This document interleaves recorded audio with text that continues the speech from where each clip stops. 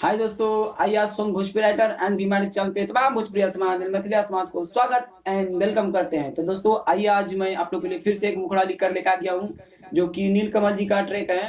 हो गहिनी कंगाल हम तमाल के चौकहर में, तो उसी पर लिखे हैं। देखिए कैसा, आप लोग ध्यान से सुनिएगा। छोड़िए के गइलू जब से गाँव के लभर रे देखिए फिर से, छोड़िए के गइल जब से गाँव के लभर रे, गाँव के लभर रे। फिर से एक बार, छोड़िए के गइल जब से गाँव के लभर रे, गली गली घूमी ओकर खोजता नी घर रे। हम बेचैनी सरफ हम माल के चकर में, बेचैनी सरफ हम माल के चकर में, बेचैनी सरफ हम तमाल के चकर में। कुकुर जैसा भइल बाटे हाल हमर रे, कुकुर जैसा भइल बाटे हाल हमर रे। बेचैनी सरफ हम तमाल के चक्कर में, बेचैनी सरफ हम तमाल के चक्कर में। दोस्तों बताइएगा कैसा गाना है, आप मुखड़ा से रिप्लाई थे।